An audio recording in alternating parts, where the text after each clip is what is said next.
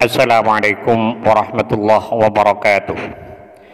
Bismillahirrahmanirrahim. Alhamdulillahirabbil alamin. Allahumma shalli wa sallim ala sayyidina Muhammadin wa ala alihi wa sahbihi ajma'in. Amma ba'du.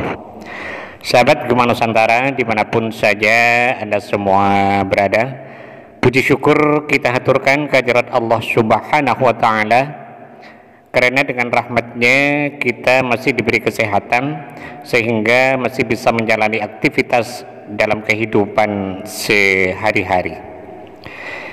Pada episode kali ini insya Allah saya akan membagikan satu faidah yang sangat agung, yaitu tentang sebuah wasilah yang bisa kita lakukan untuk menyampaikan hajat kita kepada Allah Subhanahu wa ta'ala, agar Allah mengabulkan hajat kita meskipun secara akal atau logika hajat tersebut sangat sulit untuk bisa dicapainya. Namun sesuatu yang sulit bagi kita tentu tidak sulit bagi Allah Subhanahu wa ta'ala. Masalah yang besar kalau diukur dengan kemampuan kita yang kecil, maka akan terasa berat bagi kita dalam menanggungnya. Tapi masalah yang besar kalau diukur dengan rahmat dan pertolongan Allah yang maha besar, maka akan terasa ringan bagi kita dalam menjalaninya. Dalam menyampaikan penjelasan berikut ini, saya mengutip keterangan dari sebuah kitab, yaitu Khazinatul Asrar Jalilatul Azkar, di mana kitab ini disusun oleh As-Sayyid Muhammad Haqi An-Nazili rahimahullah. Semoga kita semua senantiasa mendapatkan barokah dari beliau, dan mudah-mudahan para sahabat yang mengamalkan bacaan ini selalu dalam lindungan Allah Subhanahu wa ta'ala, dimurahkan rezekinya, dilunaskan semua hutang-hutangnya, dimudahkan urusannya, dan dikabulkan segala hajatnya. Amin amin ya mujibas sailin. Di mana dalam kitab ini diterangkan, Bismillahirrahmanirrahim. Qala al-muallif rahimahullahu ta'ala wa nafa'ana bihi wa bi'ulumihi fid dharaini amin. Man ittara fi syai'in, barang siapa yang membutuhkan sesuatu atau menginginkan sesuatu, seperti ingin harta yang banyak, atau ingin segera lunas hutangnya, atau misalnya ingin beli kendaraan atau membangun rumah dan sebagainya, atau misalnya ia berada dalam posisi berbahaya seperti diancam orang, misalnya hidupnya sering diteror, diintimidasi karena masalah hutang dan lain sebagainya, wa ajaza an tahsilihi au daf'ihi, sedangkan ia merasa kesulitan untuk bisa mewujudkan semua apa yang diinginkan itu, au daf'ihi, atau ia merasa kesulitan untuk bisa menghindar dari bahaya yang mengancamnya, au azala an mansabihi, atau ia jatuh dari posisinya, misalnya ia dilepas dari kedudukannya, dicopot dari jabatannya, atau hilang pekerjaan yang digelutinya, wa huwa yuridu ayyana lahu, sedangkan ia masih menginginkan agar semua itu bisa diraihnya kembali. Ingin ia menempati posisi jabatan seperti sedia kala, ingin mempunyai pekerjaan seperti semula, dan lain sebagainya. Nah, ketika hal ini dilakukan, dalam kitab ini diterangkan, falyaqra hadhil ayata bitamamiha ihda wa arba'ina marratan bila ziyadatin wala nuqsanin. Maka hendaklah ia membaca ayat berikut ini secara utuh sebanyak 41 kali, bila ziyadatin wala nuqsanin, tidak boleh kurang dan tidak boleh lebih.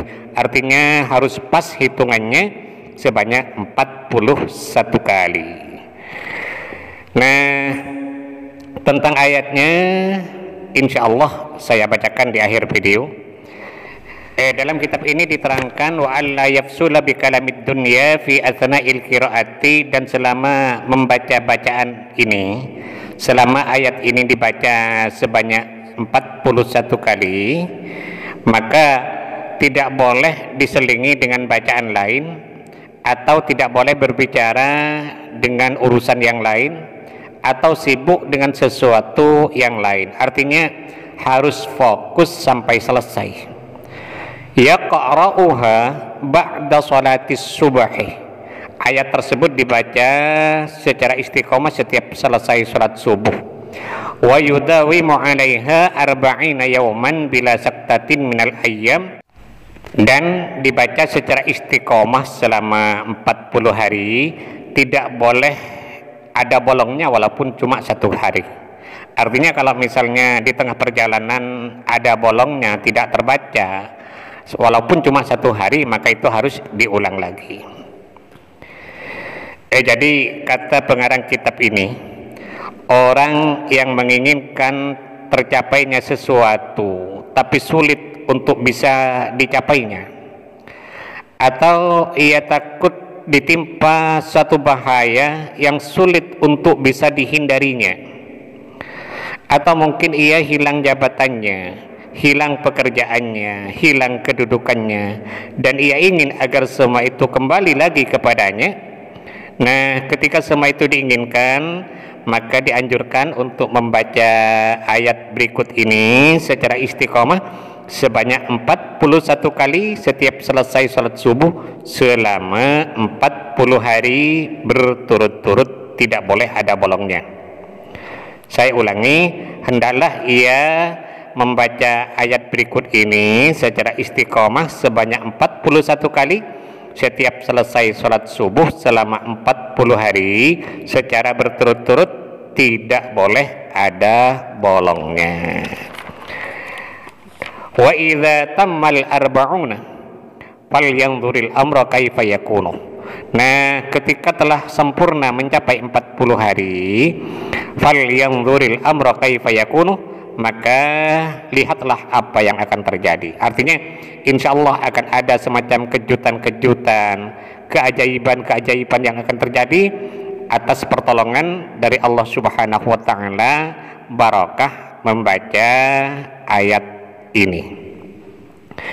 Nah, adapun tentang ayat yang dimaksudkan adalah tertera dalam surat Al-Anbiya ayat 87. Tolong perhatikan baik-baik di layar HP Anda.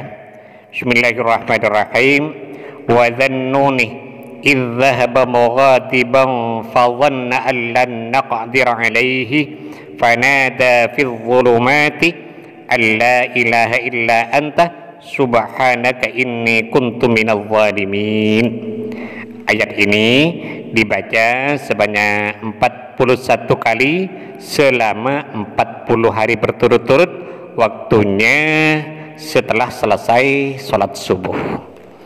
Nah, dianjurkan sebelum kita membaca ayat ini, kita awali dulu dengan istighfar dan salawat masing-masing 3 kali. Astaghfirullahaladzim alladzi la ilaha illa huwal hayyul qayyum wa atubu ilaih, itu 3 kali.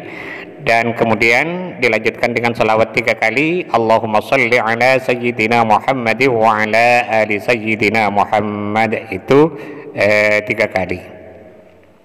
Kemudian setelah selesai istighfar dan salawatnya, lalu kita bertawassul dengan mengirimkan surat Al-Fatihah masing-masing 1 kali. Pertama kepada Nabi besar Muhammad sallallahu alaihi wasallam 1 kali. Kemudian yang kedua kepada kedua orang tua kita 1 kali. Yang ketiga kepada semua guru-guru kita 1 kali. Ini tidak usah disebut satu-satu namanya, cukup kita mengatakan Fatihah yang ketiga saya khususkan kepada semua guru-guru saya Al-Fatihah. Fatihah yang keempat dihususkan kepada semua pemilik ijazah dari amalan ini. Ini pun juga tidak usah disebut satu-satu namanya, cukup kita mengatakan Fatihah yang keempat saya khususkan kepada semua pemilik ijazah dari amalan ini Al-Fatihah. Dan yang kelima, Fatihah untuk hajat kita. Misalnya, ya Allah, mudah-mudahan dengan barokah bacaan ini Engkau memberiku harta yang banyak dan barokah, Al-Fatihah, begitu. Kemudian setelah selesai tawassulnya, lalu kita memulai membaca ayat tadi sebanyak 41 kali Ini harus pas, tidak boleh kurang dan tidak boleh lebih. Amalan ini dikerjakan selama 40 hari secara istiqomah, waktunya setelah selesai sholat subuh.